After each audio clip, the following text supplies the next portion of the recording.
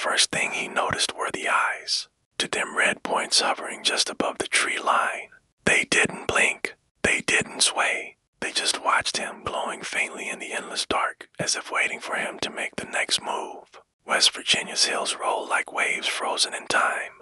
Dark forests rise and fall across the land, cut by narrow roads and old coal towns that sit quietly in the valleys. The locals here will tell you the woods have a way of holding stories, keeping them tucked between the branches, letting them out only when the night is deep enough. And among these stories, one legend stands out, the creature with red eyes. This creature doesn't appear in any official wildlife reports. No confirmed photographs exist. Everything about it lives in folklore, passed from miners to hunters, from travelers to families who have lived in these hills for generations. Some claim their grandparents spoke of it long before highways ever crossed the region. Our story begins with a man, a delivery driver, making late-night runs through rural routes that twisted through forests thick enough to block out the moonlight. His job took him along roads many people avoided after dark, roads hemmed in by steep slopes on one side and deep drop-offs on the other.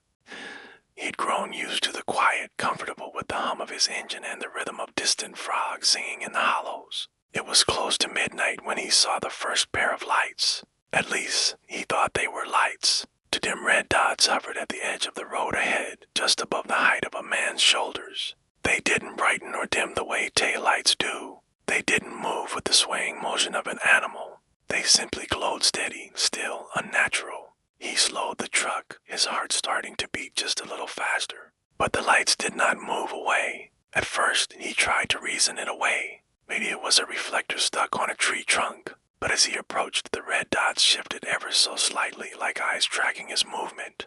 He felt a subtle tightening in his chest. When his headlights finally hit the area more clearly, the red dots vanished.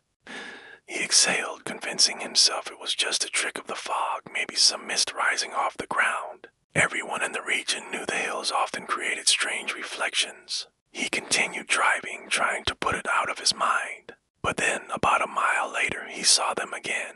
Two red points, motionless, watching. They were farther from the road this time, deeper in the trees. The darkness around them seemed to absorb his headlights rather than reflect them. He couldn't make out a shape, just the eyes. Yet he felt instinctively that whatever they belonged to was tall, taller than any person he'd ever seen.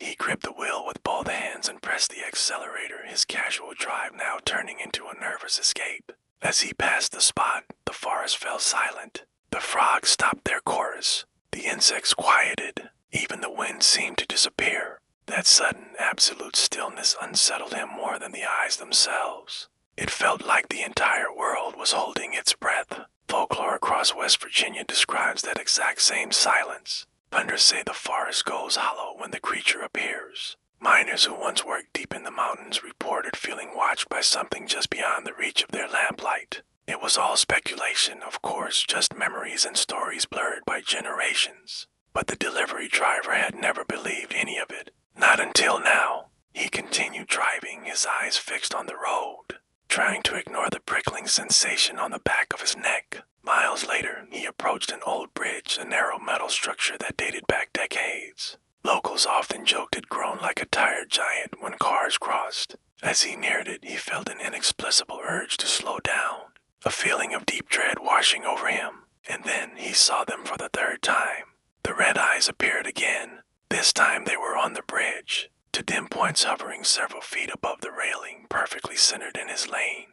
He slammed on the brakes. The truck screeched to a stop, its headlights flooding the old metal bars. There was nothing on the bridge. No animal, no person, only the faint afterimage of those red points burned into his vision. He debated turning around, but the nearest alternate route would add nearly an hour to his trip. He sat there for a moment, engine idling softly, the silence of the night pressing in on him. Then something tapped the side of the truck. He froze. The sound wasn't loud. It was just a soft, metallic tap, like a single finger lightly striking the driver's side door. He waited, his breath caught in his throat. Another tap, slightly higher this time. He reached for his phone, but before he could even unlock it, the forest erupted in sound again. The crickets, the wind, the distant call of an owlet all came rushing back at once. The sudden flood of noise was somehow even more frightening than the silence had been. He realized then what bothered him the most. He had never heard footsteps. Whatever had moved close enough to tap his truck had done so without disturbing a single twig or leaf. He put the truck in drive and eased forward, his hands shaking. The moment his front wheels touched the bridge, a coldness swept through the cabin. It wasn't from the air conditioning, it was from outside, as if the temperature had dropped 20 degrees in an instant. He kept his eyes straight ahead, refusing to look in his mirrors. Halfway across the bridge, he heard a third tap, this time on the roof. It was a single, resonant sound. Not a scrape, not a drag. Just a measured knock, far too deliberate to be the wind. He floored it. He didn't slow down for several miles. Only when he finally entered a more populated stretch of road did he pull into a gas station, the fluorescent lights a welcome relief from the suffocating darkness. Cashier noticed how pale he looked and asked if he was okay. He hesitated, then leaned forward. "Did you ever hear about something with red eyes around here?" he asked, his voice low. The cashier didn't laugh. She didn't even look surprised. Instead, she folded her hands on the counter and leaned in slightly. "Depends where you saw it," he told her the route number. She nodded slowly. "My grandfather talked about something up in those hills. Said it watched people.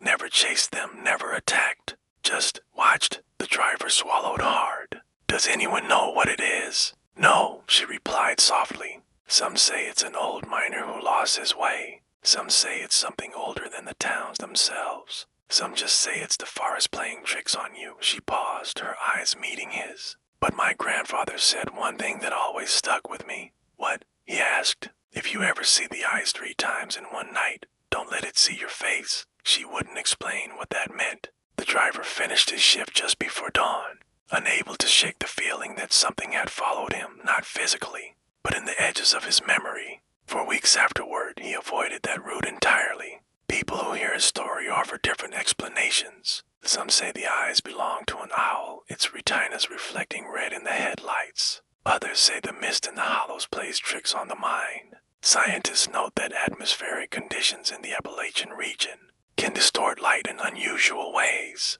But folklore like this continues because the region's landscapes encourage it. The dense woods, the sudden fog, the winding roads, and the deep ravines all create places where visibility disappears, where sound shifts strangely, and where shadows stretch much farther than they should. In the quiet hours of the night, when the hills swallow the world and the road narrows to a single strip of asphalt, it's easy to believe that something stands just beyond the tree line or maybe even above it watching. Some say the red-eyed creature is a guardian. Others say it's a warning, and some insist it's neither living nor dead. But nearly everyone who tells the story agrees on one chilling detail: the eyes never blink. They only wait. Thanks for watching. If you have a story from the deep woods, share it in the comments below. And don't forget to like and subscribe for more tales from the shadows.